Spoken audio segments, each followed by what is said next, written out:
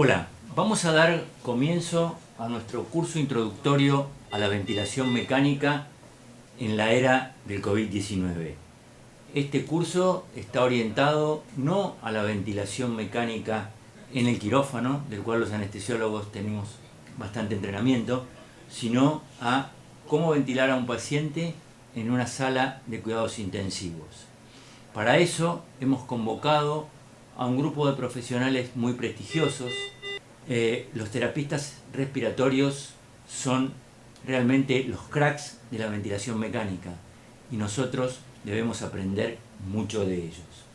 Esta primer charla, que se compone de un taller y de un video explicativo, del cual primero, para poder aprovechar este taller en forma cabal, debemos mirar el video explicativo. El licenciado Emiliano Goñat va a referirse a principios fundamentales de la física y la fisiología aplicada a la ventilación mecánica. Los dejo con Emiliano. Bienvenidos a todos. Vamos a comenzar con la charla de fisiología básica. Vamos a tratar la mecánica del sistema respiratorio. Para hablar del sistema respiratorio, de la mecánica, conviene siempre referirnos a un modelo simple, en el cual encontramos a un tubo que representa la vía aérea, unido a un globo que representa un alvéolo. El alvéolo se encuentra pretensado, está distendido, ¿sí? Lo que conocemos intenta representar la capacidad residual funcional. Si uno aplica una presión a este modelo, ¿sí? Una presión de distensión, lo que va a generar es una caída de la presión en el globo. Esa caída de la presión en el globo es lo que conocemos como presión de trabajo, ¿sí? Si hablamos de inspiración, presión de trabajo inspiratoria. Esa caída de la presión en el globo genera un flujo, un gradiente de flujo, y ese flujo distiende al globo, ¿sí? Aumenta el volumen del globo y lo distiende, lo agranda.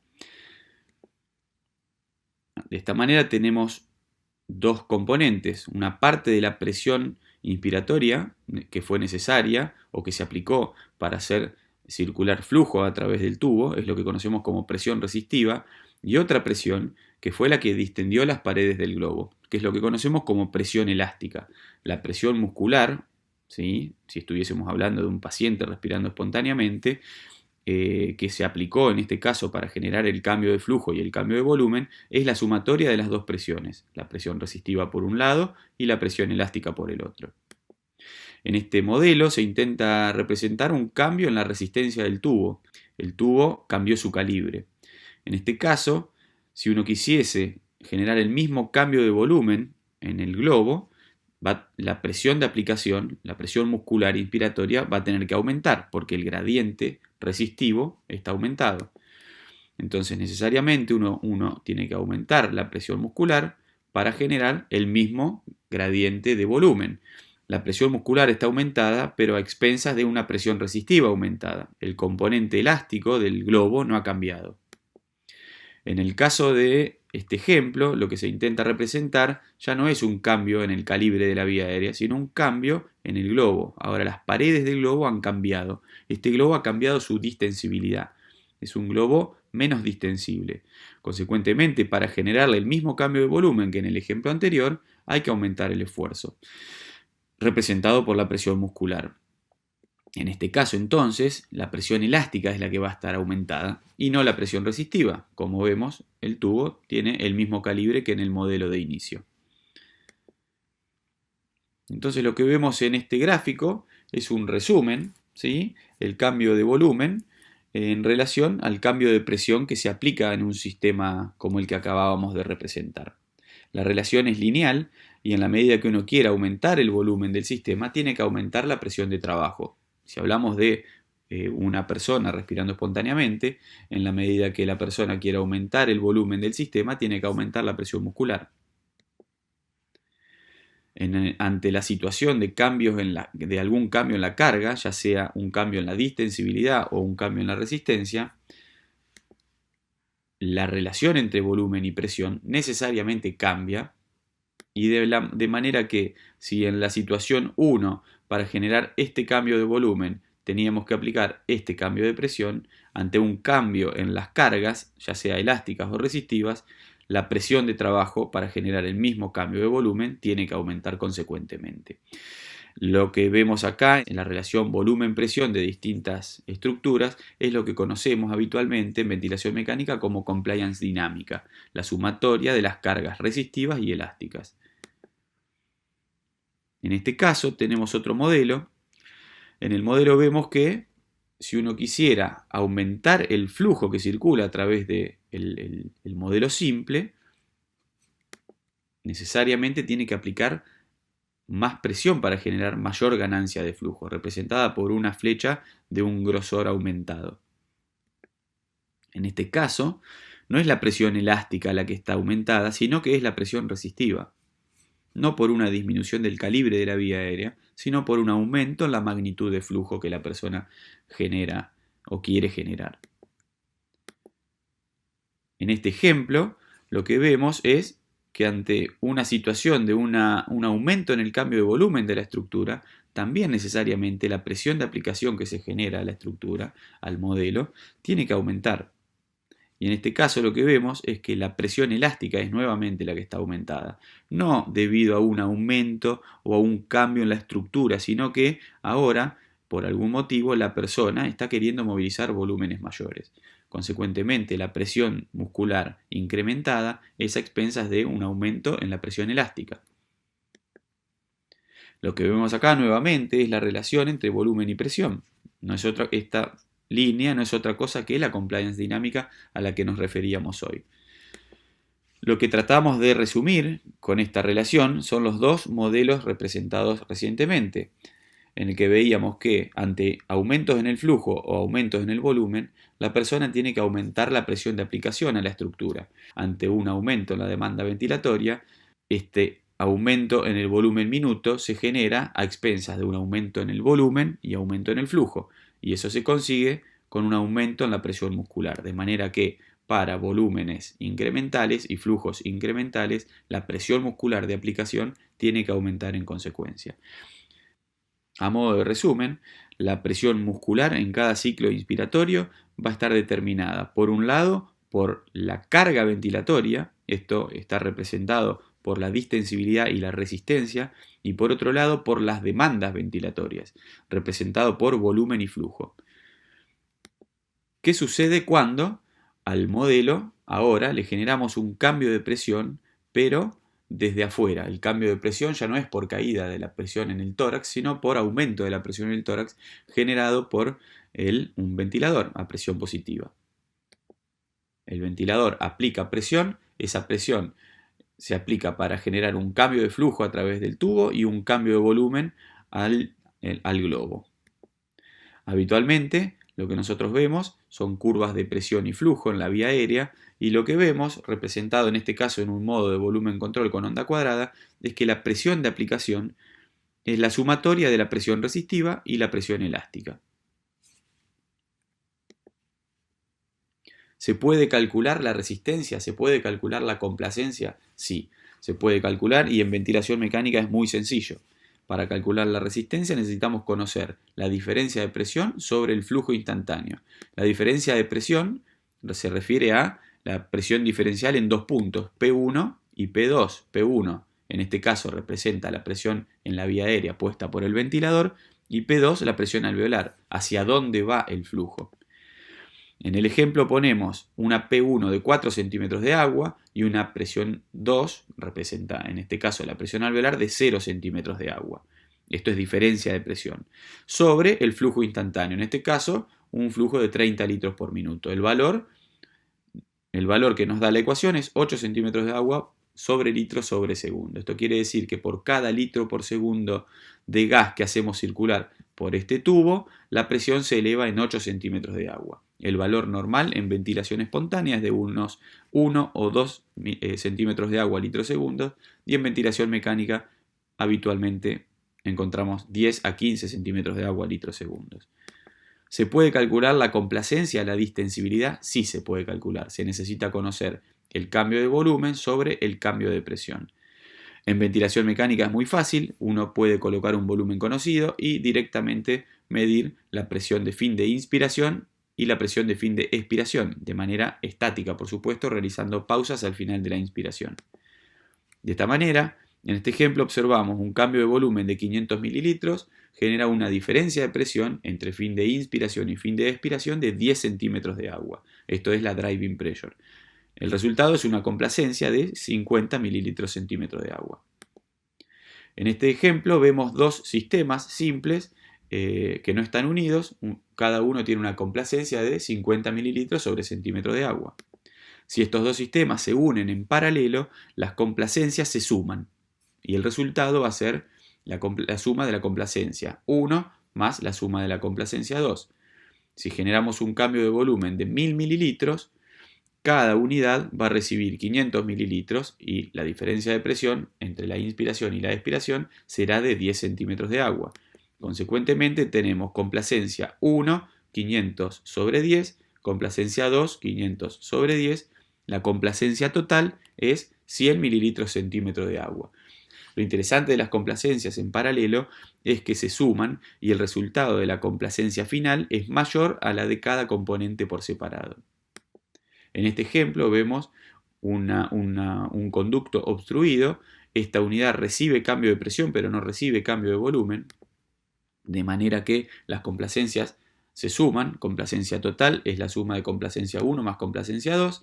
Ingresaron 1000 mililitros al sistema, pero solo una de las unidades se distendió. Consecuentemente, la presión se duplicó. Entonces tenemos complacencia del sistema 1 es 1000 sobre 20 y más complacencia del sistema 2, 0 sobre 20. Complacencia del sistema o complacencia total, 50 mililitros centímetro de agua más complacencia del sistema 2, 0. Complacencia total 50 mililitros centímetro de agua, menor a la que teníamos cuando esta unidad estaba distendida. Algo que hay que remarcar es que la driving pressure se duplicó, por supuesto, porque se duplicó el volumen que ingresó a la unidad 1. Cuando hablamos de complacencia o de distensibilidad, no hablamos de otra cosa de la relación que existe en una estructura elástica entre volumen y presión. Lo que vemos en este caso es la curva presión-volumen del sistema respiratorio completo, desde el fin de la inspiración hasta el volumen residual, pasando por el punto en el cual el sistema se encuentra en reposo, la capacidad residual funcional. Lo que vemos en esta curva es que siempre que uno aumente el volumen por arriba de la capacidad residual funcional, la presión aumenta. Esto quiere decir que si uno quiere aumentar el volumen, tiene que aumentar el esfuerzo si está ventilando espontáneamente, o si uno quiere aumentar el volumen, tiene que aumentar la presión de aplicación si está en ventilación controlada. Lo otro que nos muestra la curva es que la relación entre volumen y presión es lineal siempre y cuando uno no se acerque a la capacidad pulmonar total. Al acercarse a la capacidad pulmonar total, la complacencia o la distensibilidad disminuye. Para generar el mismo cambio de volumen que se generaba antes, hay que aumentar el gradiente de presión. Lo que nos marca esto es el fin de la insuflación, es el fin de la capacidad del sistema para seguir recibiendo volumen, y la recomendación es nunca superar este punto, que habitualmente se encuentra entre 28 y 30 centímetros de agua. Por último, vamos a decir que la complacencia o la distensibilidad del sistema, representado en este caso por la línea roja, está dado por la sumatoria de las complacencias de ambas estructuras que componen el sistema tóraco-pulmonar. Por un lado, el pulmón, representado en verde, y la caja torácica, representado en azul. Las complacencias de las dos estructuras están unidas en serie, las complacencias se suman, y el resultado de las complacencias unidas en serie es la complacencia del sistema respiratorio, que es lo que nosotros finalmente terminamos evaluando en la pantalla del ventilador. La presión de la vía aérea en relación al volumen que ingresa. Hola, ¿qué tal? Mi nombre es Emiliano Goñat, soy kinesiólogo respiratorio. Este es el taller que corresponde a la clase de Fisiología aplicada a la ventilación mecánica. Vamos a repasar los conceptos de cómo funciona el sistema respiratorio desde la mecánica, ¿sí? Que es algo que ustedes tendrían que haber visto en la clase que grabamos y que está puesta para que ustedes puedan acceder a ella en una clase locutada en PowerPoint. La idea es ir de modelos sencillos a unos modelos un poco más complejos, tratando de comprender bien el componente resistivo, ¿sí? La parte de trabajo resistiva, y la parte de trabajo elástica, ¿sí? El componente elástico del sistema respiratorio. Para eso, bueno, desarrollamos acá una mesa de trabajo. Lo primero que vamos a repasar va a ser cómo el componente resistivo interfiere o es parte del trabajo respiratorio de los pacientes. Así que tenemos por un lado un generador de volumen, un generador de presión, que es una bolsa Ambu, conectada a un sensor de flujo, ¿sí? Que en este caso lo vamos a usar solo para medir presión. Y tenemos tubos orotraqueales de distintos calibres. Un tubo número 4, un tubo número 6, un tubo número 7,5 y un tubo número 9. Como habrán visto en la charla que está grabada, la resistencia no es otra cosa que la relación que existe entre presión y flujo, ¿sí? O sea que si yo tengo un circuito como puede ser este, un tubo en este caso, el flujo resultante de aplicar una presión en un extremo del circuito va a depender del radio del tubo y de la presión de aplicación, ¿sí? Como ven, la relación entre presión y flujo, o sea la resistencia, es lineal hasta un cierto punto en la que empieza a ser exponencial, ¿sí? Y eso depende de la magnitud del flujo. Lo que vamos a hacer en primer lugar es colocar un tubo habitualmente utilizado por todos, un tubo 7,5, lo conecto al extremo de la bolsa Ambu y lo que vamos a ver, ustedes lo van a ver en la pantalla del soft del FluxMed, es un ascenso de la presión cuando yo aprieto la bolsa Ambu. Cada vez que yo aprieto la bolsa, la presión sube. Si yo aprieto la bolsa más rápido, la presión va a ser de mayor magnitud. Relación presión-flujo. Mayor flujo, mayor presión se genera en el sistema. Si aprieto la bolsa de manera lenta, la presión puede ser hasta quizás despreciable. La resistencia es siempre la misma, porque el tubo está siendo siempre el mismo. Pero depende la resistencia de la magnitud del flujo. Flujo elevado, presión elevada, flujo lento, presión lenta. Presión baja, perdón. Si le cambio la magnitud de la resistencia generando un cambio en el tubo, pasé de un 7,5 a un 4, obviamente ahora el cambio de presión va a ser mayor para un mismo flujo. Por eso sucedería, yo lo podría graficar acá de la siguiente manera. Para un mismo flujo, un mayor ascenso en la presión. Por ejemplo, un tubo 4 podría ir por ahí. Es un ejemplo, ¿no? Para graficar. Yo voy a apretar la bolsa. Fíjense que si la aprieto fuerte, se me va de escala el gráfico de presión. Y de hecho no puedo apretarla a su máxima capacidad, como lo hacía hoy con el tubo 7,5. Si lo aprieto más lento, obviamente la presión es más baja. Pero fíjense que la presión es mucho más alta que con el tubo 7,5. ¿Qué pasó? ¿Cambiamos la magnitud del flujo? No, cambiamos directamente la ecuación de Poiseuille. Pusimos un tubo de un radio muchísimo más chiquito.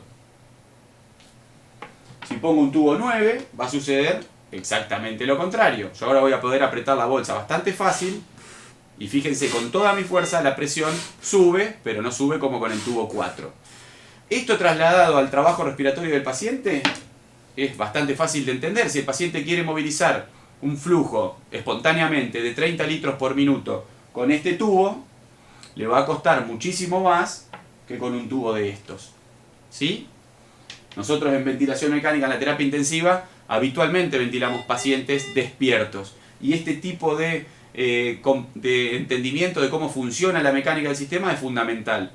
La resistencia de un paciente en ventilación mecánica no solo está determinada por el tubo, sino que también todo lo que nosotros ponemos en serie conectado al circuito genera resistencia, que si el paciente está ventilado de manera pasiva, todo el trabajo lo va a asumir el ventilador, pero si el paciente está en un modo de soporte parcial, como en presión de soporte o en CPAP, gran parte del trabajo lo va a asumir el propio paciente. Tubo, filtro, humidificador pasivo y circuito. Depende del ventilador que tengamos. Bueno, seguimos adelante con el taller. Vamos a seguir hablando del componente resistivo, ¿sí? Tenemos armado el mismo modelo de recién.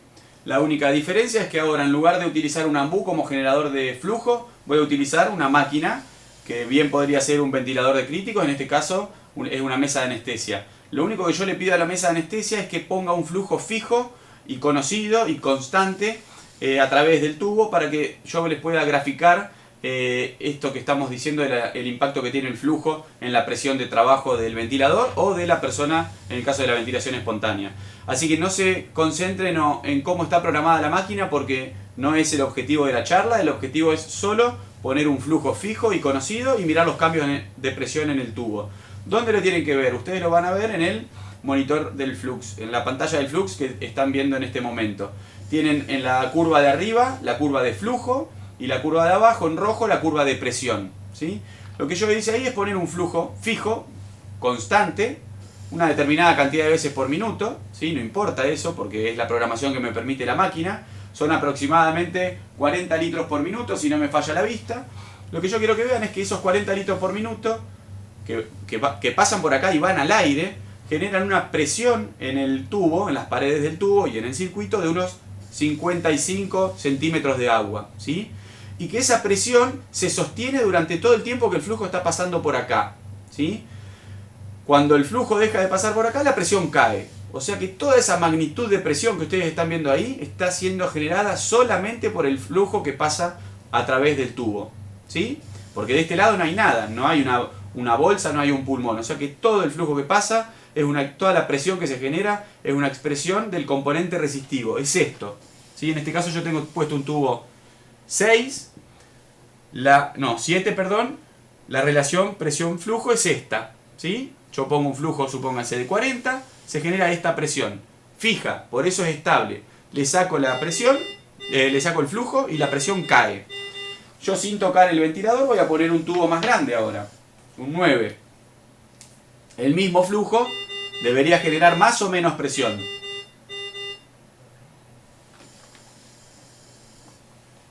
Bueno, miren el cambio tremendo en la magnitud de la presión. El mismo flujo genera mucho menos presión. ¿Cómo puede ser? Claro, porque el calibre del circuito, del tubo, ahora es mucho mayor, ¿sí? La ley de Poiseuille.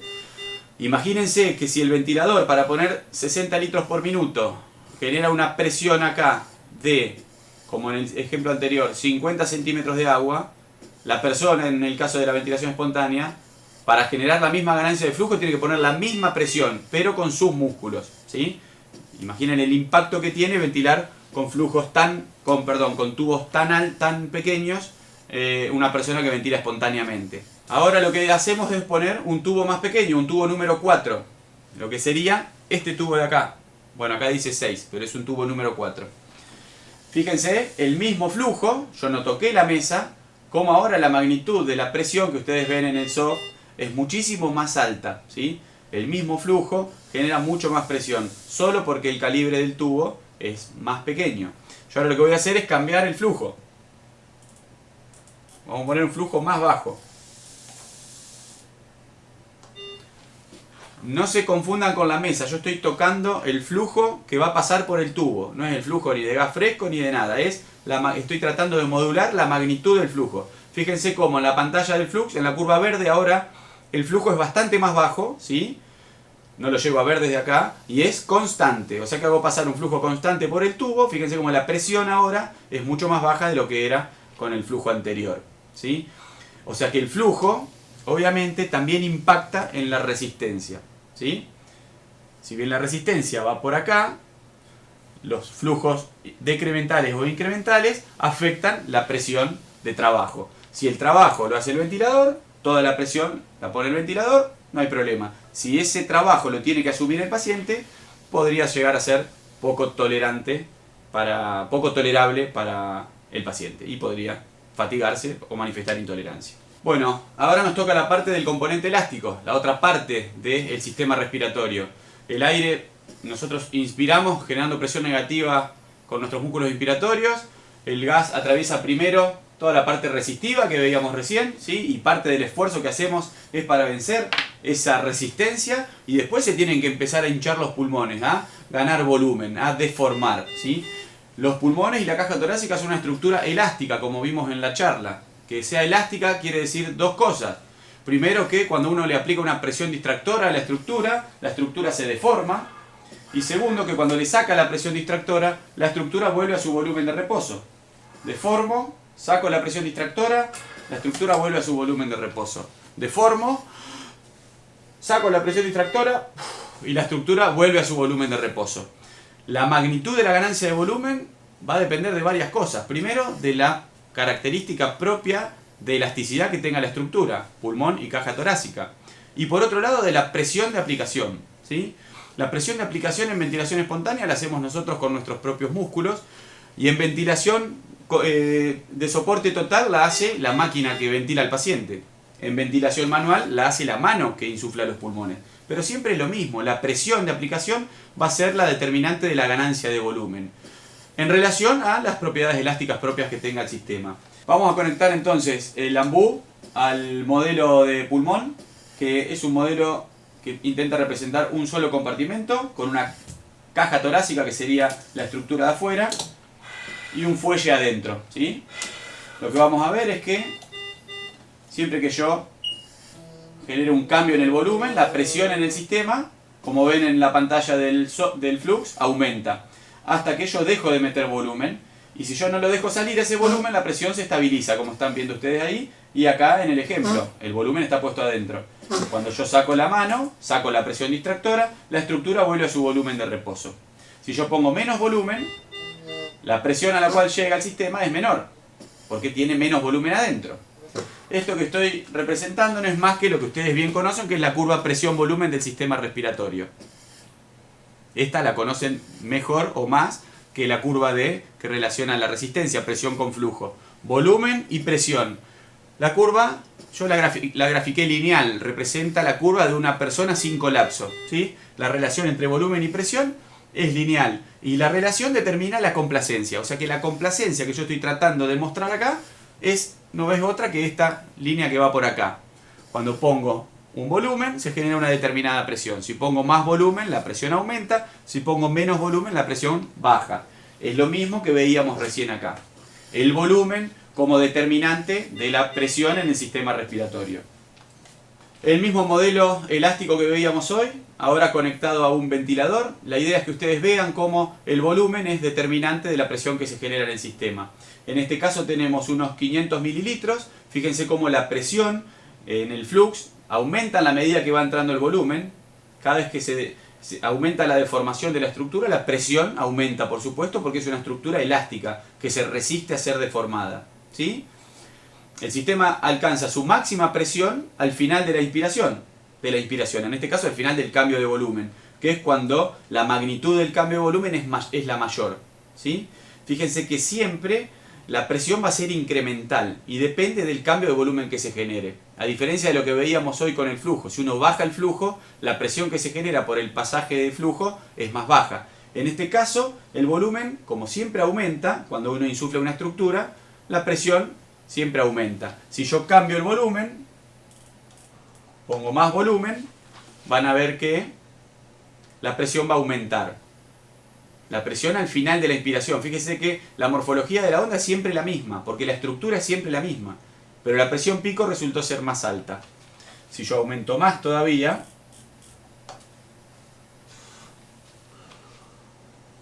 en el próximo ciclo, fíjense que la estructura se insufla siempre por la misma relación, pero ahora llega a un pico más alto. ¿Por qué? Porque el volumen aumentó. En vez de ponerlo acá, lo puse acá al sistema. Ahora voy a bajar el volumen. Muy poquito volumen vamos a poner.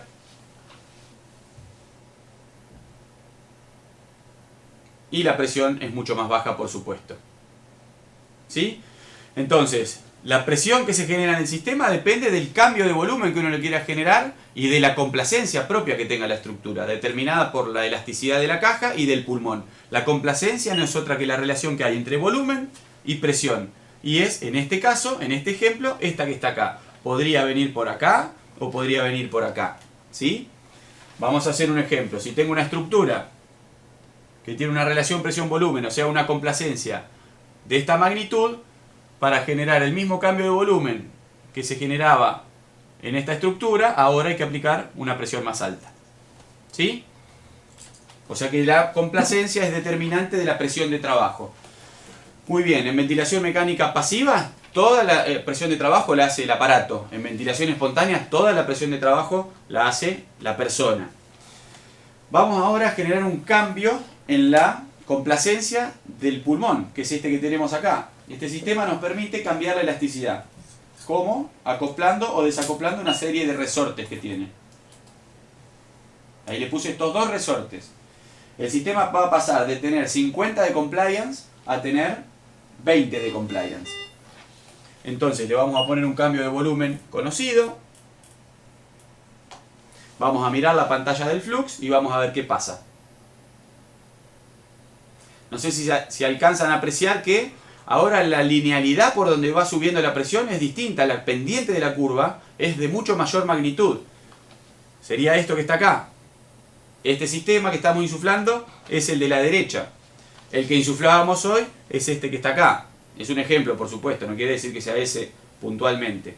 No solo cambia la magnitud de la presión pico, sino por dónde asciende la pendiente. Mientras ustedes están mirando, les voy a sacar los resortes para que lo vean mejor. Le saco un resorte. Claramente, la pendiente es distinta y el pico también va a ser distinto. En el ciclo anterior era 30 y ahora fue de 24. En el próximo ciclo le voy a sacar el otro resorte. Y la magnitud vuelve a cambiar tremendamente. ¿Sí? La pendiente y la presión pico, que hoy fue de 24, ustedes la ven arriba en el soft y ahora fue de 15. ¿Sí? Eso no es otra cosa que me fui desplazando por sistemas distintos. Un sistema se insufló por acá, el otro se insufló por acá y el otro se insufló por acá. Intrapaciente, por supuesto que eso no existe. Los pacientes tienen generalmente una compliance que es volumen dependiente. ¿Sí? La compliance de las personas no es lineal, menos en ventilación mecánica pasiva con colapso pulmonar. La compliance de las personas es volumen dependiente, o sea que va cambiando a la medida que va entrando el volumen. Esto no es el objetivo, meternos mucho en esto, pero lo vamos a graficar. La compliance de sus pacientes hace esto. Cambia a la medida que va entrando el volumen. ¿Sí? Aumenta el volumen, la compliance va cambiando. O sea que la presión deja de ser lineal. El mismo cambio de volumen ya no va a generar siempre el mismo cambio de presión como en este pulmón que está acá, que es un elemento mecánico. En el sistema respiratorio el mismo cambio de volumen va generando gradientes de presión distintos. ¿Sí? Puede ser mayor o menor, de acuerdo a en qué parte de la curva estoy poniendo la ganancia de volumen. Bien, volvemos al modelo lineal, a la curva lineal. Quiero que vean el efecto que tiene la PIP sobre la ganancia de volumen en el sistema. Uno, al sistema al modelo y a nuestro pulmón y al de los pacientes, le puede hacer ganar volumen de dos maneras. Dinámica, con volumen corriente, ¿sí? O estática, con PIP. Yo ahora le voy a poner PIP al pulmón, no importa cuánta. Y quiero que vean cuál es el efecto que tiene la PIP en un sistema lineal.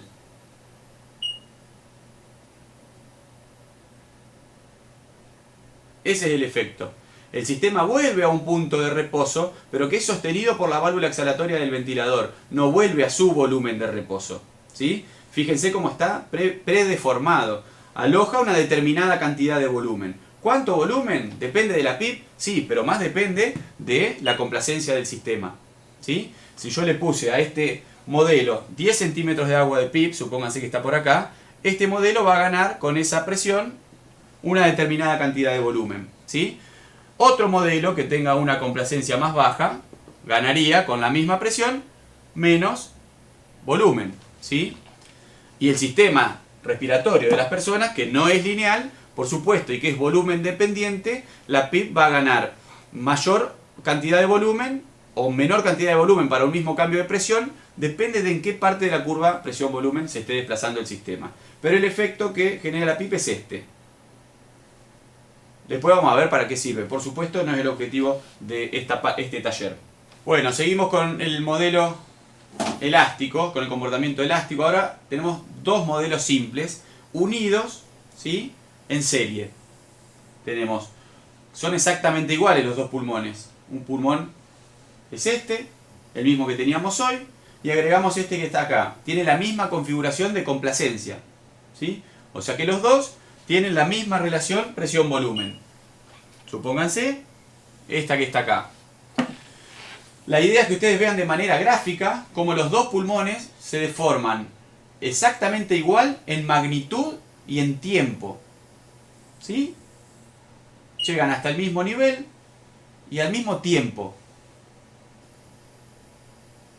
Esto bien podría representar un sistema ideal, súper homogéneo y lineal.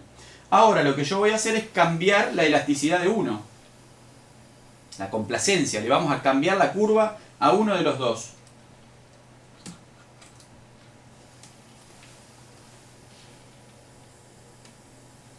Lo que quiero que vean es cómo la deformación de los dos es claramente distinta. El volumen que está poniendo el ventilador es exactamente el mismo, pero ahora los dos pulmones reciben volúmenes muy distintos. El pulmón de su derecha recibe un cambio de volumen mayor al pulmón de su izquierda.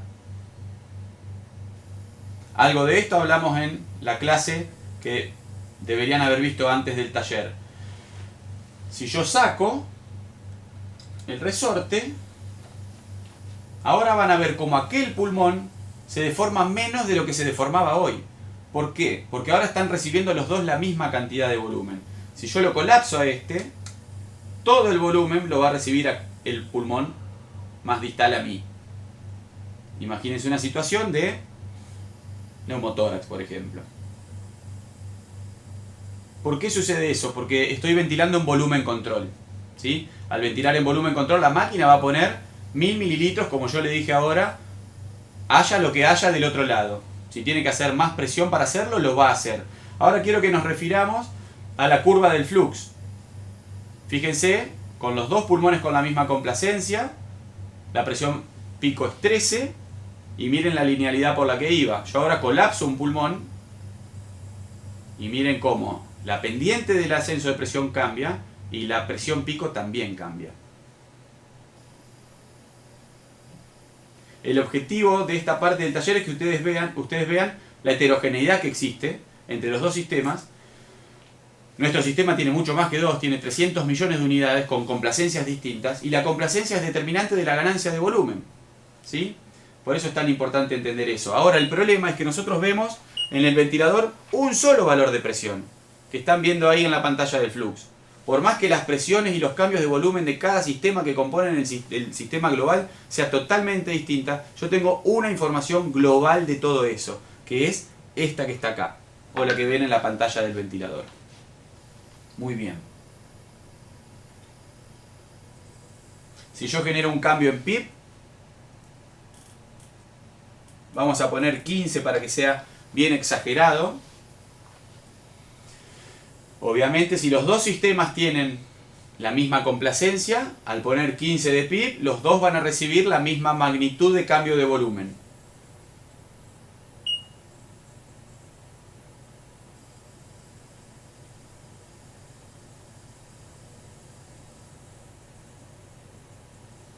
Los dos vuelven al mismo punto.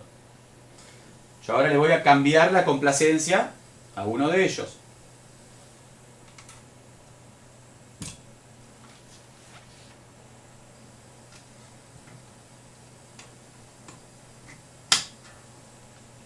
Lo vamos a hacer bien exagerado. La PIB sigue siendo 15, pero fíjense cómo la deformación ahora estática es tremendamente distinta. Si lo quiero llevar a un alvéolo, ¿sí? A un alvéolo ubicado en alguna parte del tórax, probablemente este esté en la base y aquel a la mitad del pulmón, ¿sí? El cambio de volumen que recibe el de la mitad del pulmón es mucho mayor porque su complacencia es mayor. El cambio de volumen que recibe el de la base es mucho menor porque su complacencia es menor. ¿Cómo podría yo homogeneizar esto? Quitando la gravedad, por ejemplo, sería una manera. O alguna manera terapéutica, que no la vamos a ver ahora, sino que la vamos a ver más adelante. Seguimos con el modelo bicompartimental. Tenemos dos compartimentos que tienen exactamente la misma complacencia, ¿sí? Hemos agregado ahora un circuito entre los dos pulmones. Uno es un circuito que no tiene nada, que solo lo estoy usando de prolongador, y el otro es un circuito que lo que permite es ponerle a este sistema una presión de apertura mínima, ¿sí? Como ven en este caso, el ventilador está poniendo 1000 mililitros de volumen, Pero este pulmón no se deforma. ¿Por qué no se deforma? Porque yo con esta válvula le puse una presión de apertura muy alta. Fíjense en la pantalla del flux como la presión pico es de unos 17 centímetros de agua. Y miren la linealidad que tiene. Se está insuflando un solo pulmón. Yo ahora voy a liberar el pasaje de gas. Le voy a cambiar el punto de apertura al pulmón de la izquierda. Y vamos a ver qué pasa con la presión pico. Era 18, miren cómo cambió a 15. Pero miren qué interesante cómo el sistema se empieza a insuflar tardíamente.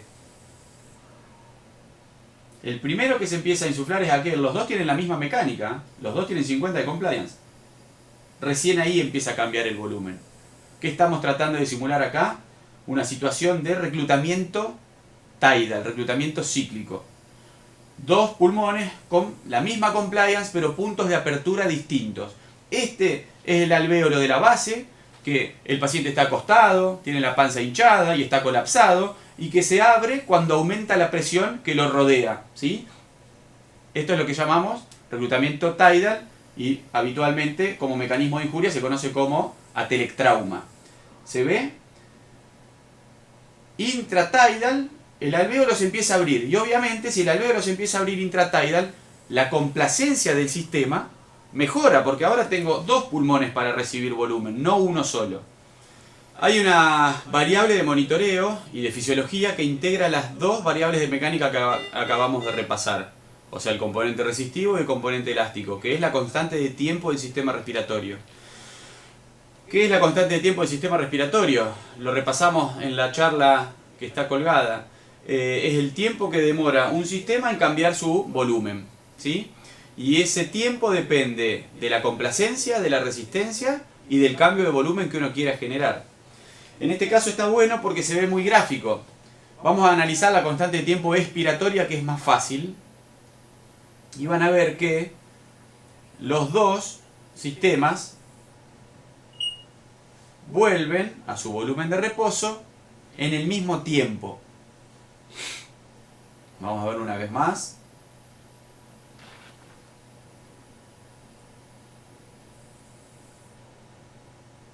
Los dos vuelven en el mismo tiempo. Eso depende, como dijimos recién, de la compliance y de la resistencia. Y del cambio de volumen. Pero yo para el ejemplo voy a dejar siempre el mismo cambio de volumen. Entonces vamos a tratar de analizar los tiempos que demoran ambos sistemas en vaciarse. Como ahora los dos sistemas están perfectamente homogéneos, tienen la misma resistencia y la misma complacencia, el tiempo que tardan es exactamente el mismo. Yo ahora le voy a cambiar la complacencia a uno de ellos. Fíjense cómo se insufla menos, por supuesto, y llega antes a su volumen de reposo. Esto sucede porque la complacencia de este compartimento es mucho más baja y porque el cambio de volumen que se genera también es más bajo. Ahí se ve claramente la diferencia. Una vez más.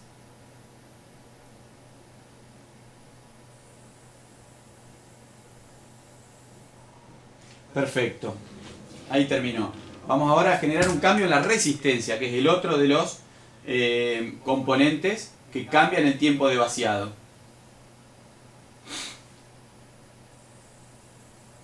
Voy a poner un tubo de un calibre más bajo.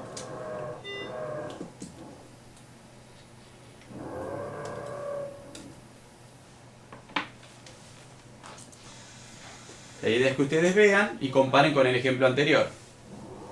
Si la resistencia de los dos sistemas es más alta, el tiempo de vaciado va a ser mayor relativo al tiempo anterior. Fíjense, todo el tiempo que tarda en vaciarse.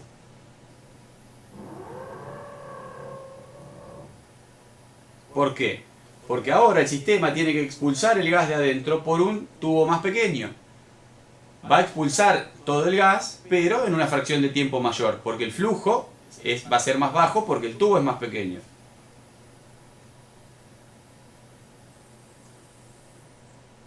Muy bien, ahora vamos a alterar la resistencia de uno de los dos compartimentos. Le voy a poner a este de acá una resistencia mucho más alta. Por un lado va a ganar menos volumen, porque tiene una impedancia más alta. Pero por otro lado van a ver cómo tarda mucho más en vaciarse. No tanto, lo vamos a hacer más exagerado. Vamos a esperar el próximo ciclo. Bueno, ahí se ve claramente, sin querer, cómo tarda mucho más en cambiar de volumen. Se empiezan a insuflar, este menos porque tiene más impedancia. Fíjense todo lo que tarda en vaciarse. ¿Por qué es importante esto? Bueno, nuestro sistema respiratorio está conformado por 300 millones de unidades que tienen complacencia y resistencia distinta. Consecuentemente tienen constante de tiempo de llenado y de vaciado distinta. Eso es lo que hace que nuestro sistema sea tremendamente heterogéneo en la distribución del volumen. Hay unidades que ganan más volumen, hay otras que ganan menos, hay otras que no ganan nada. En el sistema del paciente esto está exagerado. ¿Por qué? Porque tienen extremos. Y sobre todo si tiene ventilación mecánica. Va a tener unidades que van a estar muy abiertas, muy distendidas, con baja resistencia, y otras unidades colapsadas por edema de la vía aérea, por colapso pulmonar, por alguna congestión o inundación alveolar. Todo esto hace muy heterogénea la distribución del volumen y por supuesto también altera tremendamente el intercambio gaseoso, que eso lo van a ver en otra clase. Pero la consecuencia de la alteración del intercambio gaseoso, la causa, perdón, es esto que ustedes están viendo acá. Cómo la mecánica afecta la distribución del volumen entre las unidades. Y por supuesto, si yo aumento la resistencia de los dos sistemas y pongo una frecuencia respiratoria un poco más alta, va a aparecer un fenómeno que no hemos visto.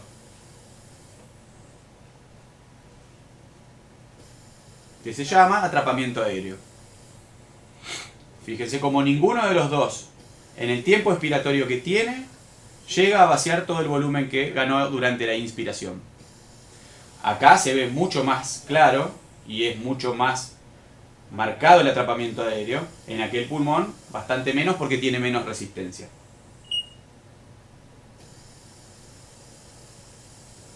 A modo de resumen, hemos repasado el componente resistivo, el componente elástico. La forma de entender esto, a mí me parece la forma más sencilla, es referirnos siempre a modelos simples, como vimos hoy, o con el modelo del tubo y el globo, como vimos en la clase. Cada vez que respiramos, generamos diferencia de presión. Esa diferencia de presión genera una ganancia de volumen en el sistema, determinada por la magnitud de la presión que genero, la magnitud de la resistencia y la magnitud de la complacencia.